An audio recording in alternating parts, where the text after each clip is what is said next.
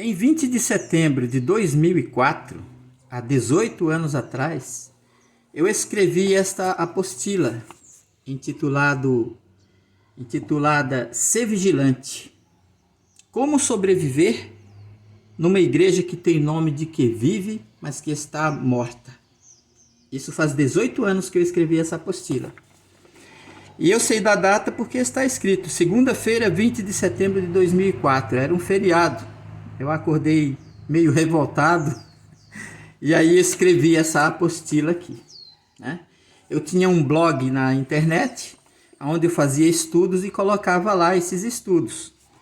E aí eu imprimi essa apostila, eu tinha algumas cópias dela.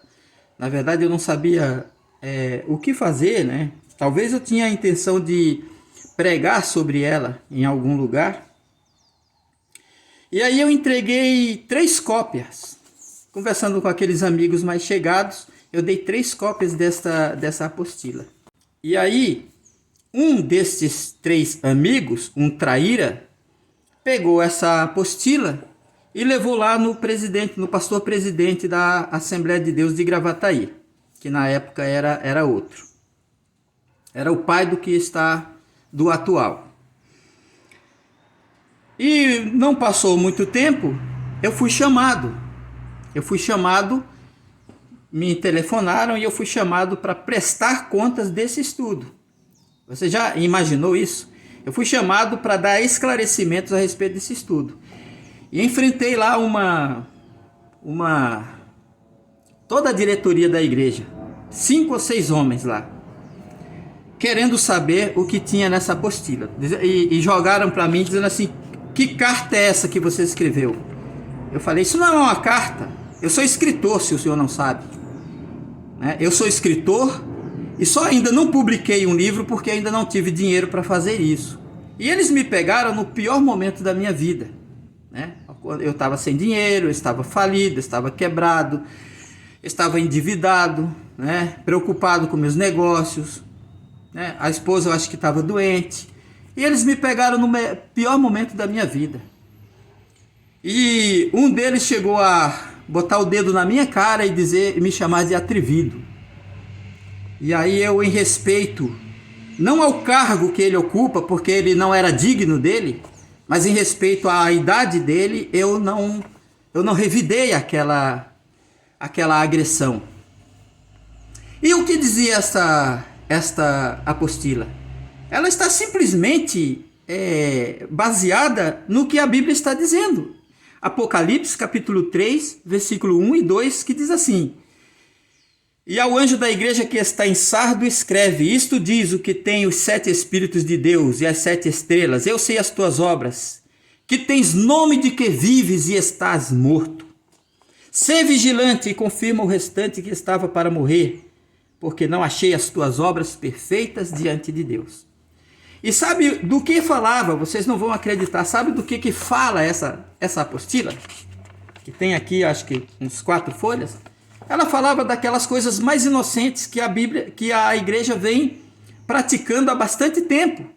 Mas que, alertado pela Bíblia Sagrada, que o apóstolo Paulo diz assim, um pouco de fermento leveda toda a massa, eu vi o perigo que era aquelas mudanças que estavam chegando.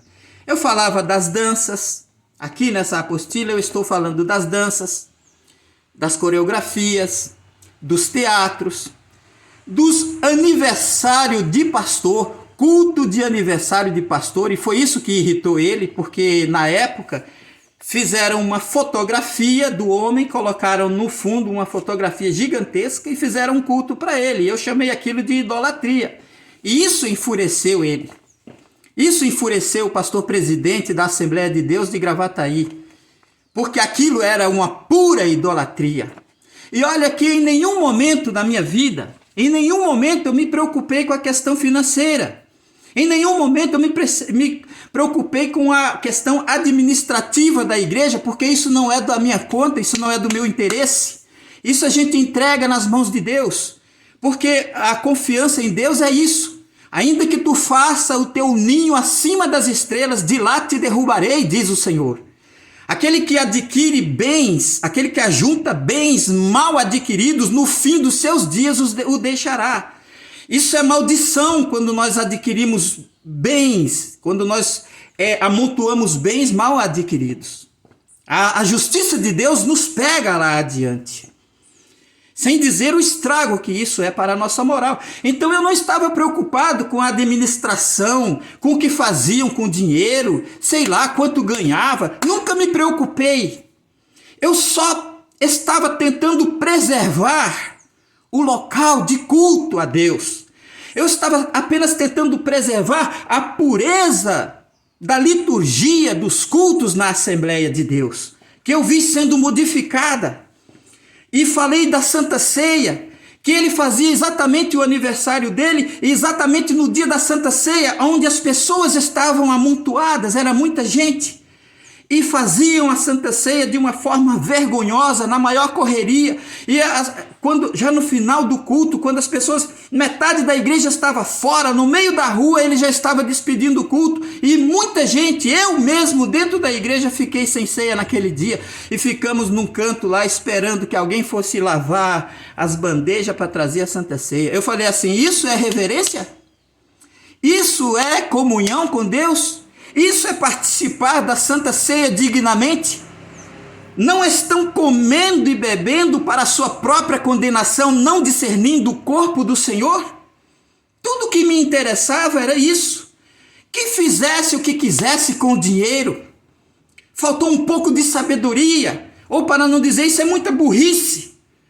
A pessoa que tem um cargo elevado, um cargo honrado, que tem a honra de ser um pastor, presidente de uma igreja, amado, respeitado, poderia fazer o que quisesse com dinheiro, ninguém estava nem aí, mas ele corrompeu o lugar do culto a Deus, ele retirou de mim e de muitos irmãos o ambiente do verdadeiro culto, e agora a Assembleia de Deus tem a sua versão do templo satânico, a bleia da parede preta. Isso surgiu da sua própria boca, como um fogo que Deus fez sair como o fogo que Deus fez sair de dentro do Satanás que incendiou ele. Isso saiu da própria boca de quem transformou a igreja evangélica, o templo da igreja evangélica Assembleia de Deus, numa versão do templo satânico. Agora você observe esses vídeos que estão aí. Um vídeo, inclusive, que eu compartilhei no meu Face, mas que eu tirei, sabe por quê? Porque não quero esse lixo no meu Facebook. Há uns 2 anos atrás eu também tinha colocado um vídeo desse da igreja de Cachoeirinha. Mas logo em seguida tirei, porque quando eu entro no Facebook, eu vou direto para a minha página para verificar as minhas postagens. E eu não quero ficar toda hora vendo esse lixo e ficando irritado com isso. Mas agora você olhe nesse vídeo, procure, veja se tem alguém com uma Bíblia na mão, veja se entra, você passará vergonha. Você será obrigado a dar a volta, voltar para o seu carro e esconder sua Bíblia, porque ali não tem lugar para a Bíblia. Isso que está acontecendo, você não se preocupe. Eu fiz um vídeo a respeito de Débora, onde eu digo que Deus usa o que cada um tem na sua mão. Isso aqui é um dedinho. Dê like, compartilhe, dê apoio, faça o que você quiser, não precisa ser nos meus vídeos. Faça no de outros, não faça no meu, se você acha que vai se comprometer. Eu não preciso disso. Eu não preciso disso e nunca pedi isso e também não peço. Mas é a sua arma que você tem, mas às vezes você fica ali encolhido, nem isso consegue fazer. Nem sequer manifestar sua opinião. A igreja, os obreiros deveriam fazer uma carta de repúdio a isso que está acontecendo. Uma carta pública de repúdio, porque isso é uma coisa insana, uma coisa completamente doentia e diabólica, querer contrariar a Bíblia, querer corromper a fé dos crentes, empurrando goela abaixo uma agenda demoníaca, uma agenda satânica, uma agenda diabólica, de identidade de gêneros, fazendo com que a igreja aceite as pessoas como elas são, para ficarem praticando a iniquidade na igreja do jeito que elas são. Já não se oferece para que as pessoas aceitem Jesus. Agora estão obrigando Jesus a aceitar essas pessoas do jeito que elas querem ser e banindo a Bíblia do meio deles. Isso é realmente revoltante e muito triste. E esse tipo de vídeo, como esse que eu estou fazendo agora, é um vídeo que é momentâneo. Ele não dura muito tempo. Pelo menos não é para durar muito tempo, porque isso é meu Facebook e o meu canal no YouTube não é canal de notícias. Ele é canal de estudo da palavra de Deus, de pregação da palavra de Deus. Então as pregações da palavra de Deus, eles ficarão ali sim, sempre. Mas toda vez que surgir esse tipo de coisa, você não tenha medo. Isso nada mais é do que Deus espremendo as feridas, espremendo a imundícia, o pus do corpo, tapado de feridas podres. Isso é o podre que Deus está espremendo e jogando para fora. Se houver cura para esse corpo, porque ali diz assim, como sobreviver numa igreja que tem nome de que vive e que está morta.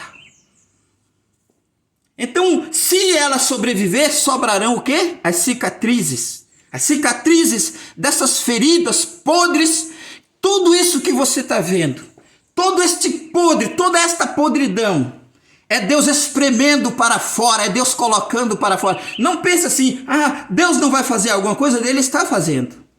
Ele está expondo toda a iniquidade, toda imoralidade, toda corrupção que existe hoje dentro da igreja de Gravataí, como também em muitas outras igrejas evangélicas por aí.